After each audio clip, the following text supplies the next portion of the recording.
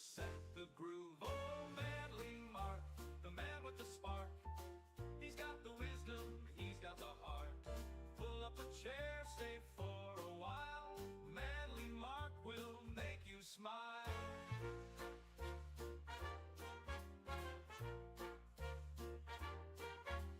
He's got tales that twist and turn, a world of wonders you'll soon learn.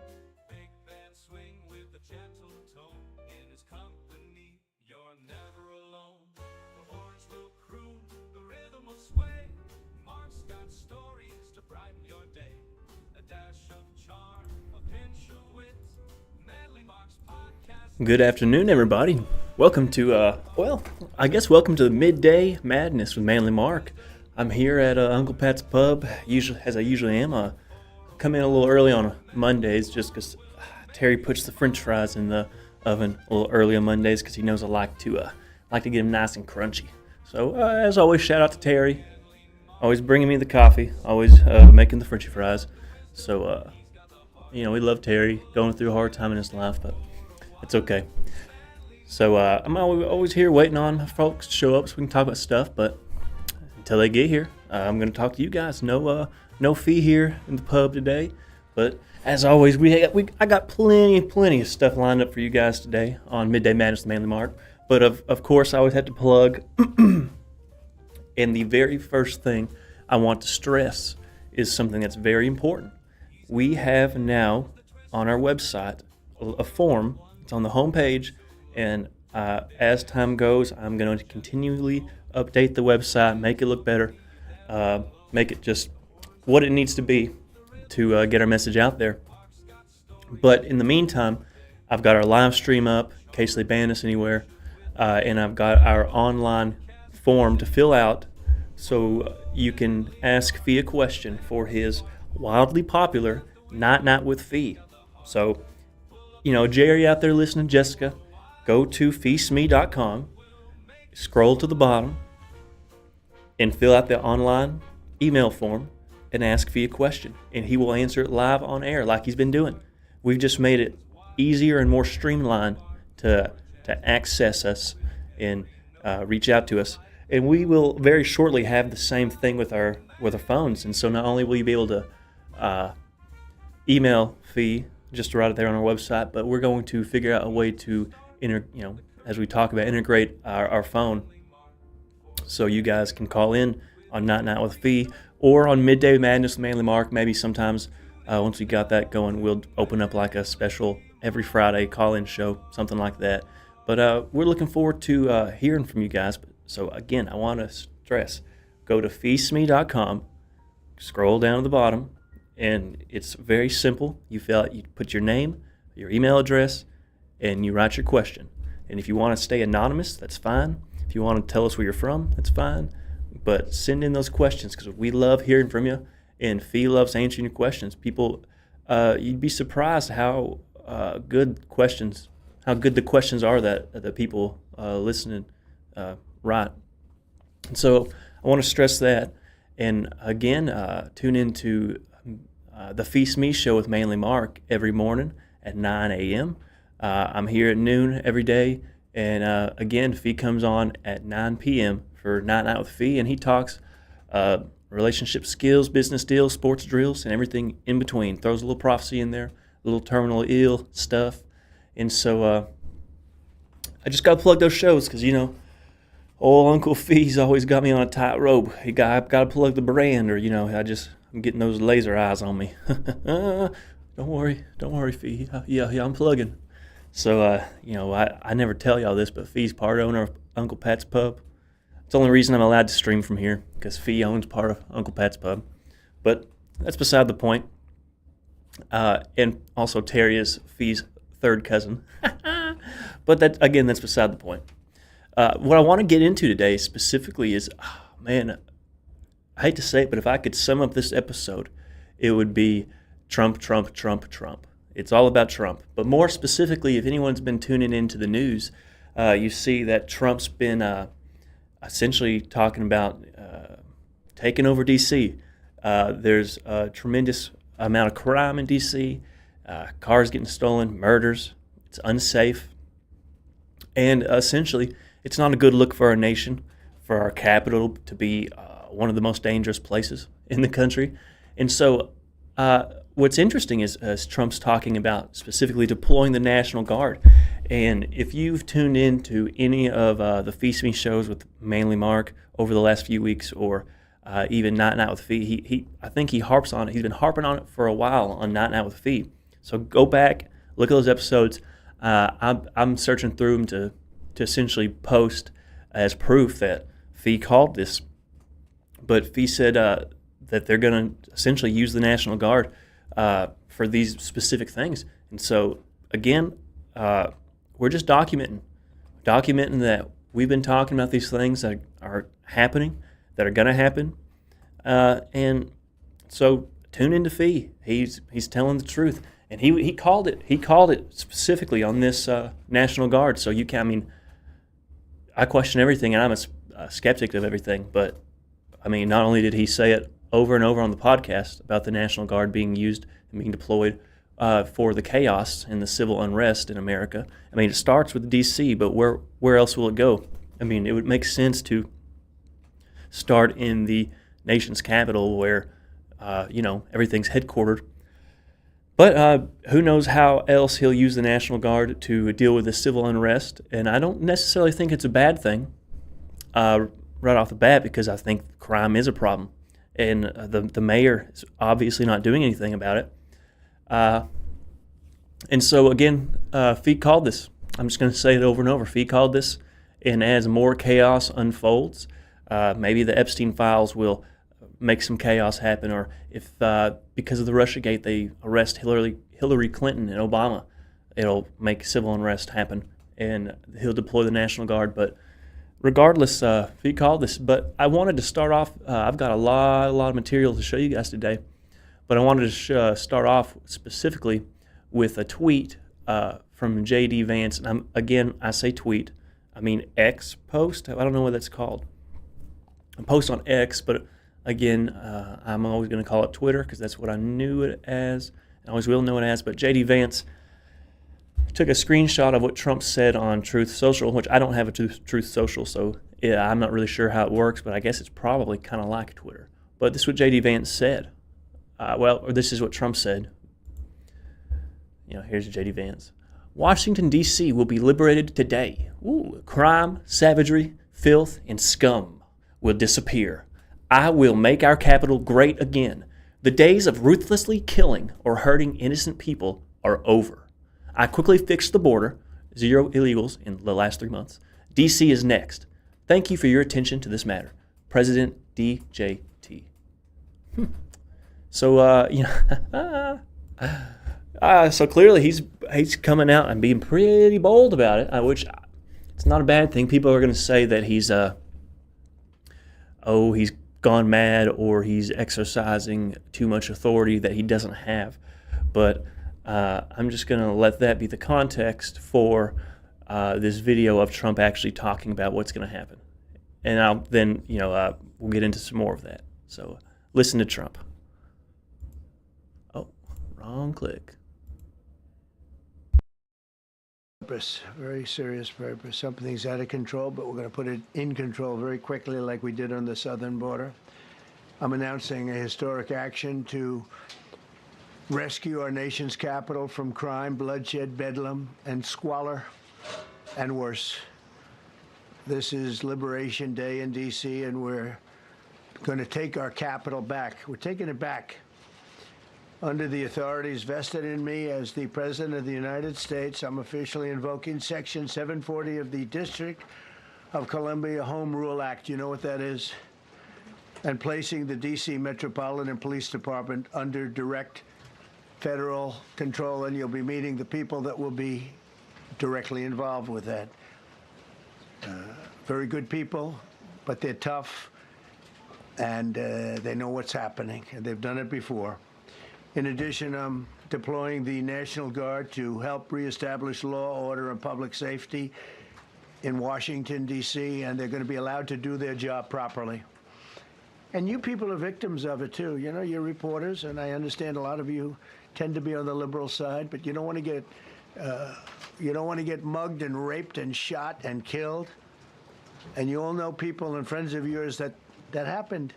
And so you can be anything you want, but you want to have safety in the streets. You want to be able to leave your apartment or your house where you live and feel safe and go into a store to buy a newspaper or buy something.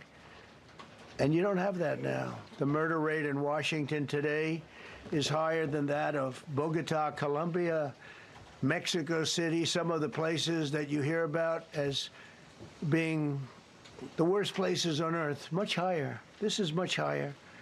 The number of car thefts has doubled over the past 5 years, and the number of carjackings has more than tripled.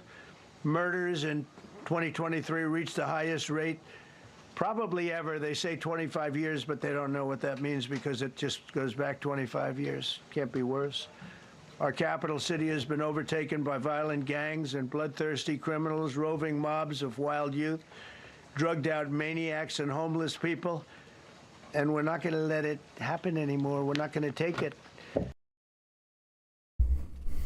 Okay, so that right off the bat is just very interesting to me and very exciting because I can't. Well, I say that I'm about to show you what the response to that is so far from I don't know, probably the left, but I can see a lot of people who would want to react to this in a sense of, oh, he's exercising too much authority, but man, you got to clean. I mean, if there's so much homeless around that you can't even enjoy being in a place, what's the point?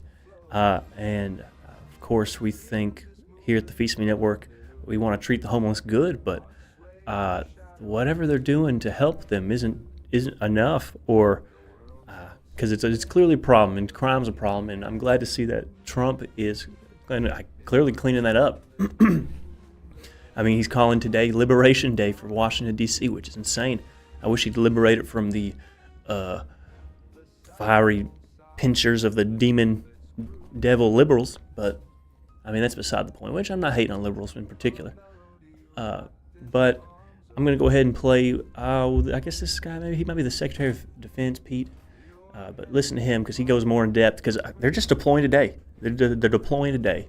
So listen to him. At your direction this morning, we've mobilized the D.C. National Guard. It'll be operationalized by the Secretary of the Army, Dan Driscoll, through the D.C. Guard. You will see them flowing into the streets of Washington in the coming week. At your direction as well, sir, there are other units we are prepared to bring in. Other National Guard units, other specialized units. They will be strong, they will be tough, and they will stand with their law enforcement partners. This is nothing new for DOD.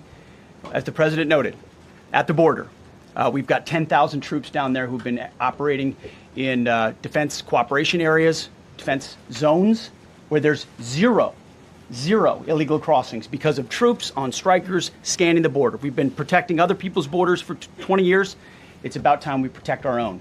And we're working with ICE and CBP. In Los Angeles, we did the same thing, working with the California National Guard, working with ICE officers. ICE officers deserve to do their job and not be attacked. We will work alongside all DC police and federal law enforcement to ensure this city is safe, this city is beautiful. And as I always say about President Trump to the troops, he has their back. And my message to the National Guard and federal law enforcement in Washington is, we have your back as well. Be tough, be strong, we're right behind you. Yeah, so again, here at the Feast Me Network, we of course support our National Guard and first responders, but it's just wild and to hear it actually happen like that, because it's just like Feast said.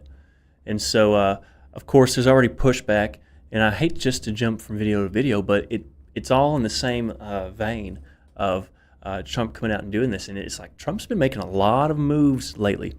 Again, is that to distract from the Epstein stuff? And so he's having to pull all his cards out at once? I don't know. But he's been making a lot of moves. And we get into, I mean, like I said, this episode's Trump, Trump, Trump. We're not only talking about him deploying the National Guard, but we're getting into Trump on a whole lot of stuff. But I want to go ahead and just jump, and I'll play for a few minutes these protesters and see what, because of course they're acting like he's locking down D.C., and he might be, but locking it down to prevent crime. But of course they're going to call it racist and prejudice and a form of control, and I guess in a sense it is, but it needs to be controlled. And so let's go ahead and I just want to show you a clip and a glimpse of the pushback that Donald Trump's already receiving, even though this is just breaking, like coming out last hour or so. So check out these protesters, of course, fools, but we coming, and this is our city. Whose city? Whose city? Whose city? Whose city? Free DC! Free DC! Free DC! Free DC! Free DC! Free DC! Free DC!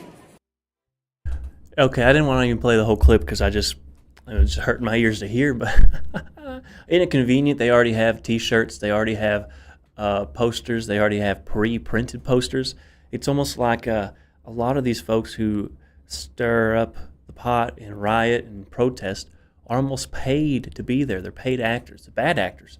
But but I'm going to go from there right into a view of the streets right now. And excuse the language in this video, but and when I read about this video, it seemed to be what's actually happening in DC right now.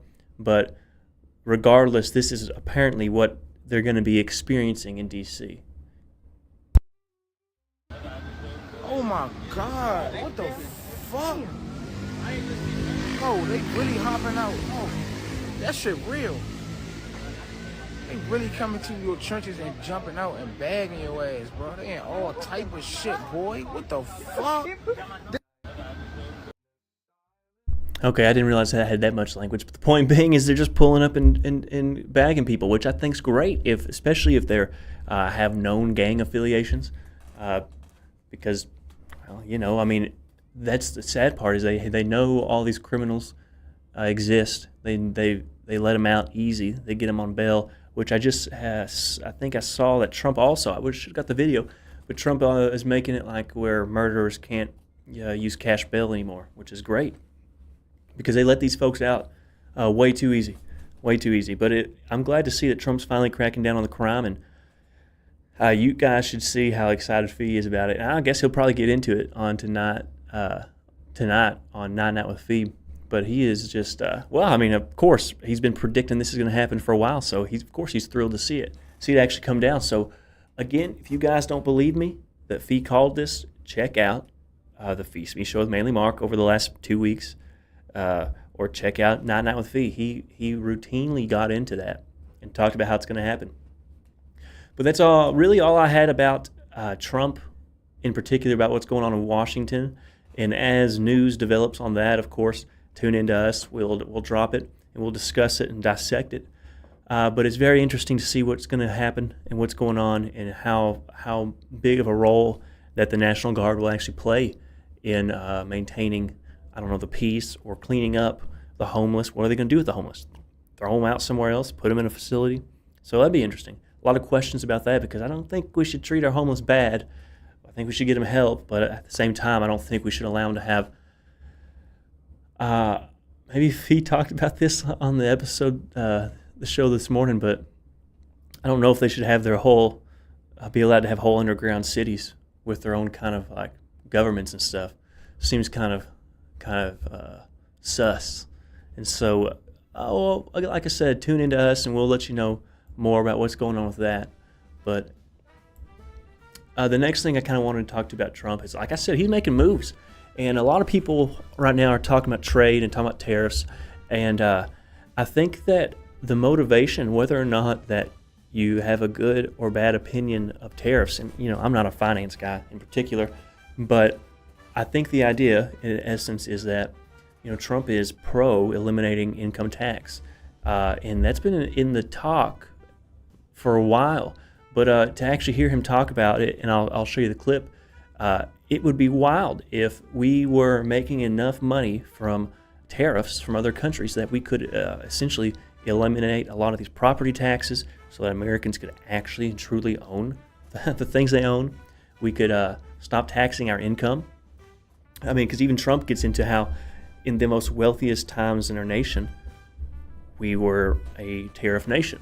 And so, man, if Trump could actually pull off like getting rid of the IRS or abolishing income taxes, I don't know if they might try to get him. Like, to me, that'd be like that big of a deal. Like, there's that big of a cartel who are leeching off the taxes of the American people, like in every sense of the word.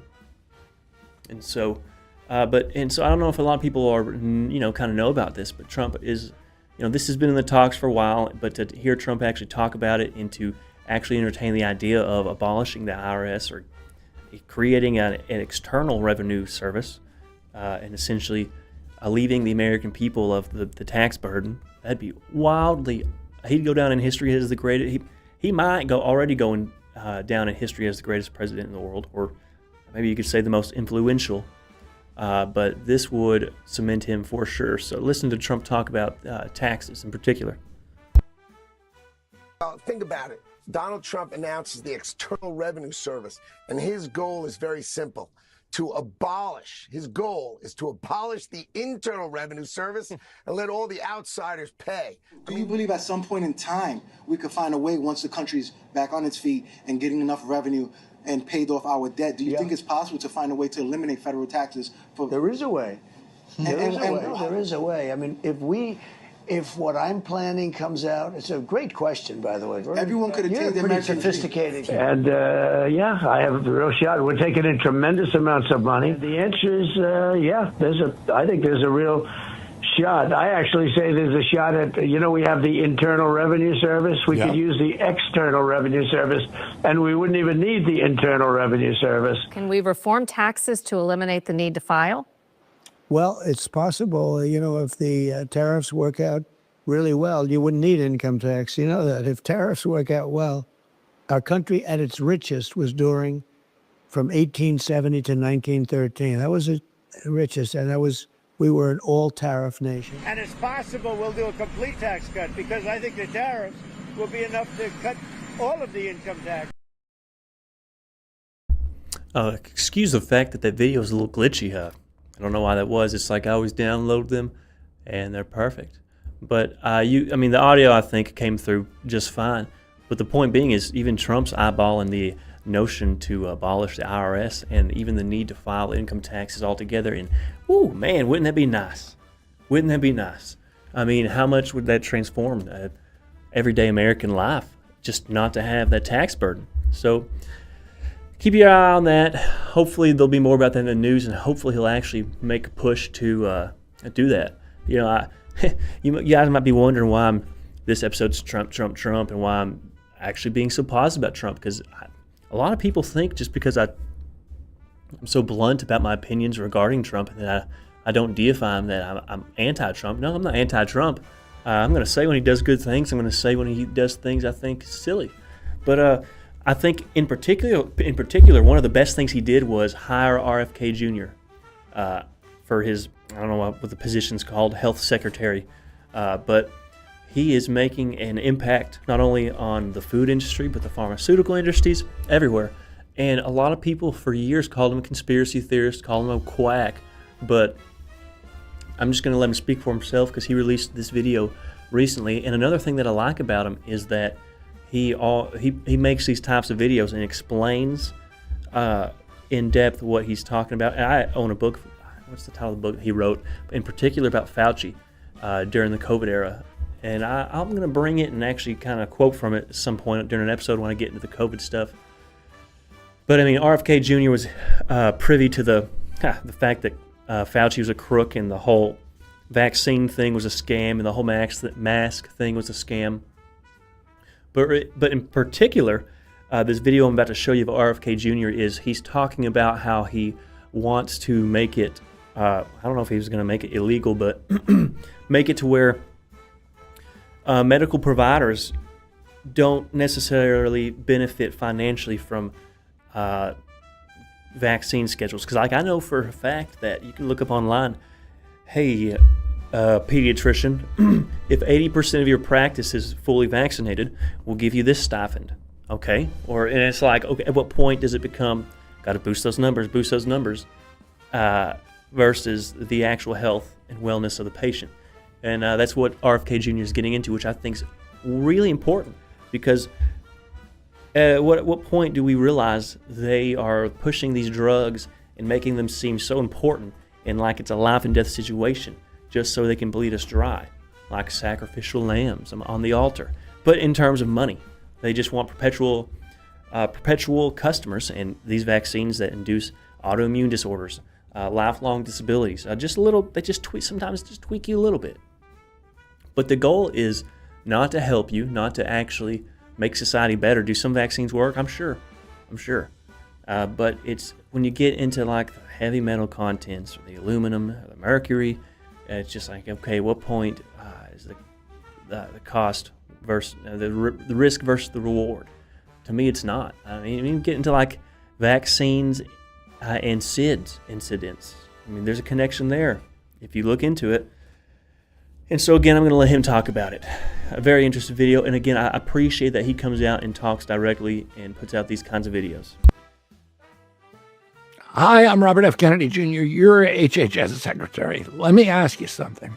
Should doctors make decisions based upon what's best for their patients, or based upon what makes them the most money? It's not a tough question, but we've inherited a healthcare system that constantly pushes doctors toward the latter. It rewards certain treatments not because they're better for the patient, but because someone profits. Take what happened during COVID. Hospitals were paid to report staff vaccination rates. Those numbers were fed into the National Healthcare Safety Network, then published on the CDC website to shame any hospital that refused to become an enforcer of federal vaccine mandates. Today, I'm proud to announce we've eliminated that policy by repealing a dangerous Biden-era provision in the CMS inpatient payment rule. And we're not stopping there. We're scanning every corner of the healthcare system for hidden incentives that corrupt medical judgment. What we're finding is alarming. Doctors are being paid to vaccinate, not to evaluate. They're pressured to follow the money, not the science. We've recently uncovered that more than 36,000 doctors had their Medicare reimbursements altered based upon childhood vaccination rates. That's not medicine. That's coercion. It's immoral. It has no place in a constitutional democracy or in a system that claims to protect children. Medical decisions should be made based upon one thing and one thing only: the well-being of the patient, never on a financial bonus or a government mandate. Patients deserve honest, uncorrupted advice from their doctors. Doctors deserve the freedom to use their training and to follow the science and speak the truth without fear of punishment. Doctors should be guided by medical judgment and their Hippocratic oath, not by financial incentives or government mandates. That's what this policy change is about, and it's just the beginning. Thank you very much.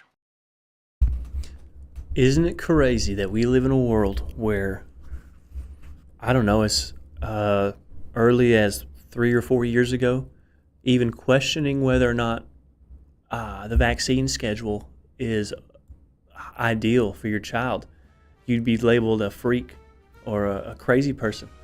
And now our HHS secretary is coming out and literally saying these doctors are getting paid to vaccinate, not evaluate. You know, if you vaccinate a certain percentage of your practice, these pharmaceutical companies will pay these providers more money. So of course they're going to say to the mom with the child, "Oh yeah, this you have to have these. It's it's really bad if you don't." It's all about money, and this is a thing that Fee really likes to get into, and we're going to get into once we start pumping out some more terminal illness or terminally ill. I know a lot of folks would like to tune in specifically just for that stuff, and it gets deep. I mean, again, would you even consider that, oh, wait, they pushed all those vaccines on my kids because they wanted to make money instead of actually care about the health of my child? Whoa, what? I mean, I'm not surprised by that, but a lot of folks would be. And it's what's sad is a lot of people don't wake up to that whole agenda until one of their children have been harmed, and then it's too late. Then their eyes are open, then they start questioning. But at that point, well, it's too late, which is so sad, so sad. So just, this isn't medical advice, but just really, I think they want you to feel like you're not smart enough to make these decisions. But I think as a parent, you have to be informed, and you have to know what the best decision for your child is, not be coerced or convinced by someone else who just happens to have a degree. I mean, even if they're right, you still need to do your due diligence and question what's best for your child. I mean, that's all I'm saying. And I mean, you heard it from our HHS secretary himself. He's clearly not a quack. He's clearly not a conspiracy theorist. He actually wants a healthy America. For the last, I don't even know how many years, but for the last several administrations, I think the whole point is to make American men and weak, fat, out of shape, our children unhealthy and diseased, ridden, perpetual customers to the healthcare system, right? And the whole, because, well, it's like, for example, Joe Biden was in the pocket of the Chinese government, or the Chinese, they owned him. They had the Biden laptop and all that blackmail against Hunter Biden and probably Biden. And so, the Chinese pulled the strings for Biden. So the point being is, they want you unhealthy. They want you on medicine. They want you discontent. An unhealthy body leads to an unhealthy mind. And so, again, this leads back to Trump, because Trump was very, very smart to appoint RFK Jr. And I'm excited to see how much more he does about like banning the Red 40 and stuff like that, but getting the poisons out of our foods. Like, they don't have these poison in their foods in Europe. So, but maybe I'm crazy, but those things just really irk me. It's like, I hate knowing I have to consume poison because I just can't afford to have not poison in my food. I hate that. But getting on to Trump, I saw this on Twitter. Breaking: the U.S. House Oversight Committee has plans to gather evidence to overturn Biden's pardons of Dr. Fauci, Mark Milley, Adam Schiff, and others. And President Trump supports the move. He says this is great news on Truth Social. House Oversight wants to gather evidence that could overturn Biden's pardons, executive orders. And I'm not too much in the know about it as like why they would or the justification. Maybe it has something to do with the auto pen, like in that Biden himself actually didn't sign off on all this stuff. So it's like who actually signed these orders, But that raises the question. RFK Jr. has long been a proponent or an enemy of say, Fauci, who was hailed a hero during COVID, right? And then it comes out all these crimes that he committed and all, like how he was actually involved in, the funding that led to the creation of COVID-19 and all of these things. And so Fauci's a criminal, right? But it also leads to the question, what if Fauci was a national hero that they made him out to be, why would he have to receive a pardon when Joe Biden left office? Then now they're talking about overturning. So that in and of itself, if you ever thought, don't talk about Dr. Fauci, he's a cool guy. He talks cool, this and that. He's an American hero. Why would he need a pardon if he wasn't guilty of something? Just think about it. So again, Trump is dead on when it came to putting RFK Jr. in the position he's in, and I hope that RFK Jr. can continue to just do what he's doing. And again, Trump today. And this video is a little longer, and it involves AJ, of course, because we like listening to AJ here. He's got good opinions, but Trump's also making moves on the cartels. He's talking about going to war. He essentially has been trying to get Mexico to deal with the problem themselves, but long story short, they don't want to help. It's probably because they're getting money from the cartel, and they're also tied up in it themselves. Also, look into the president of Mexico. It's a woman. Look her up on Wikipedia and look her early life section up.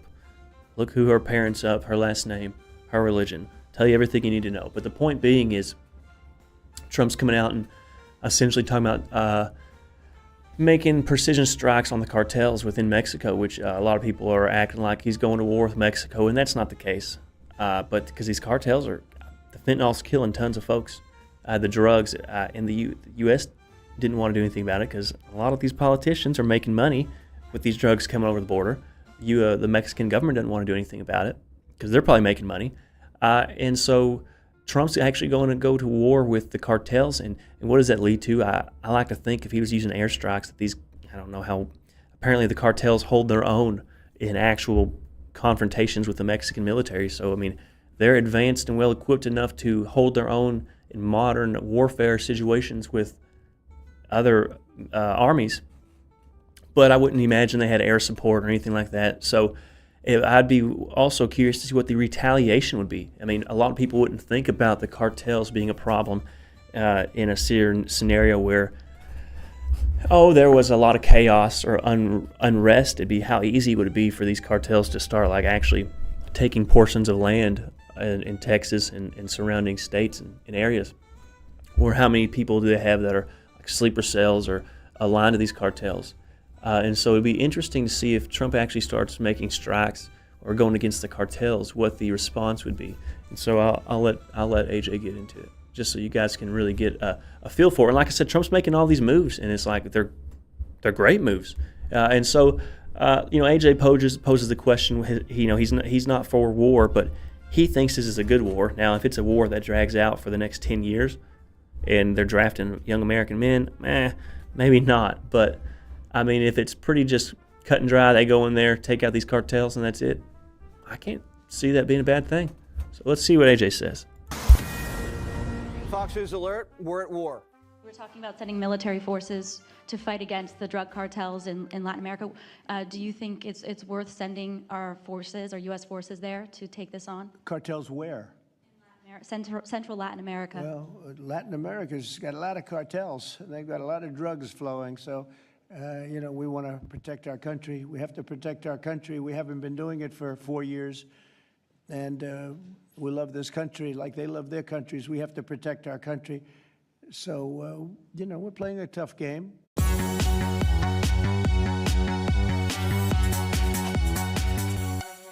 Oh, Mexico says that the United States has announced that it's going to invade it. No, NATO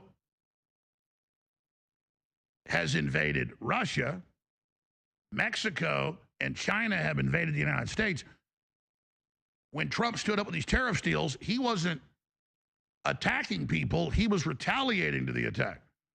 Mexico is run by the narco-terrorist states. Venezuela, other countries. It's run by the cartels on record. And Trump's given them 7 months to stop the activities and shut down the cartels, and they haven't.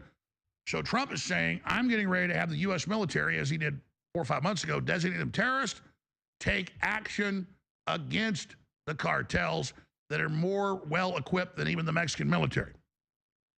So, translation, Trump has declared war on the cartels, and he warned them all, and now they haven't taken action. And so now Trump is getting ready to go after them. And I'm not for invading Iraq or Syria or Russia. And I've been against all these past wars because it was globalist run, globalist started, and not in our interest. I 100% support President Trump if he decides to engage in military strikes against drug cartels inside Mexico. They control whole states. They control whole areas. General Flynn got the communiques 4 months ago that he and I and others are on a cartel hit list. The Democrats are manipulating.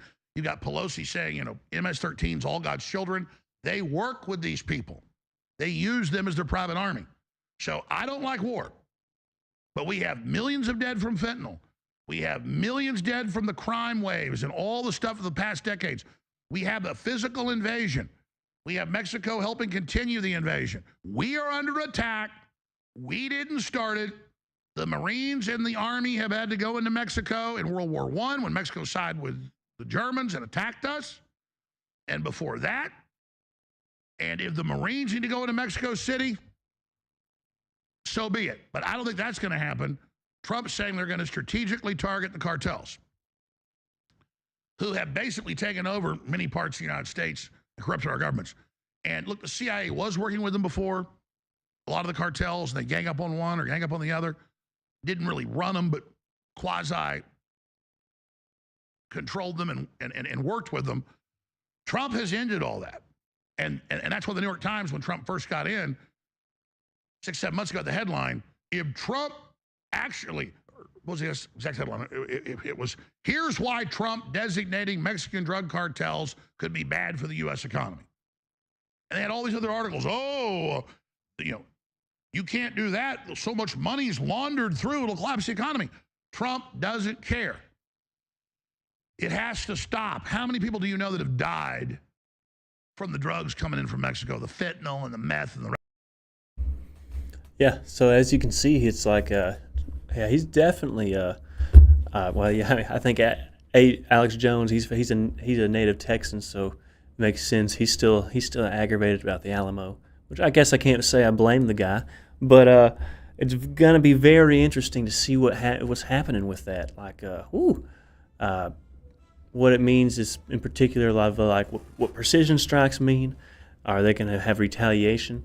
But it's very interesting to note that, like AJ said, the New York Times came out, and there have been all these media and publications talking about how that would be a bad thing if Trump went to war with the cartels because it collapsed the economy, which, again, should just tell you, well, a lot of people in America are making a lot of money on these open borders, not only through drugs and sex trafficking, but just through tons and tons of things, different channels.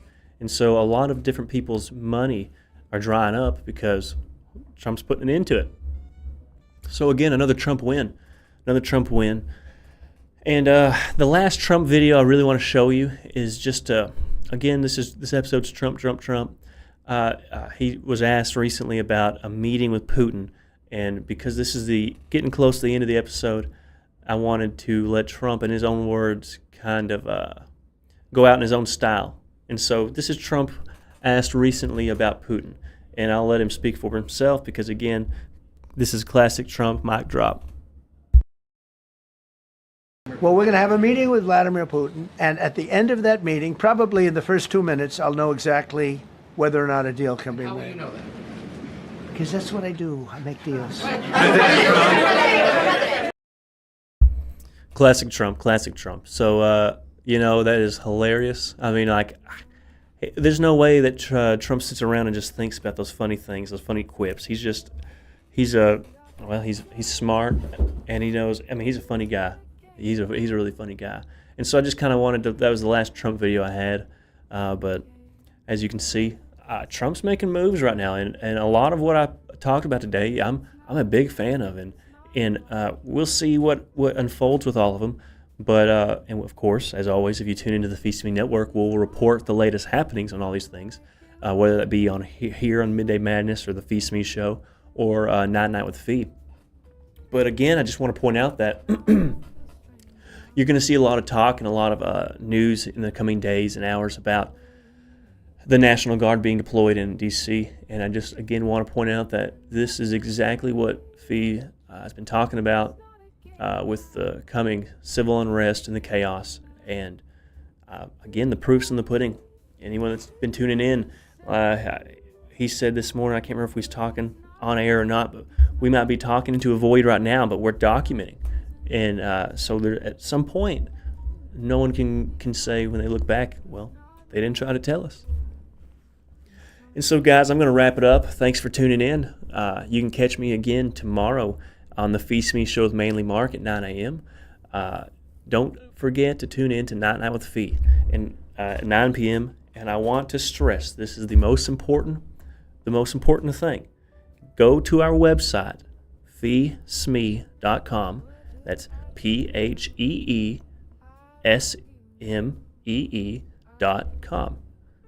Scroll to the bottom of the page, fill out the email form, and get in contact to hear your question or your advice or your comment narrated and answered and thought about in detail on air on Night with Fee.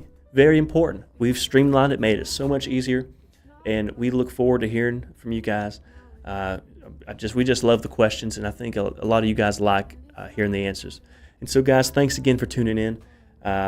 As always, love being here. I think I actually see Jazzy J, T-Man pulling in, and so I guess I'm just pretty much going to recap to them the whole thing I just told. Terry, you making cold fries for them? Yeah, Terry. They're not good tippers, so Terry always, makes those fries a little cold, and they always try to snatch my little crispy fries off my tray. And whoa.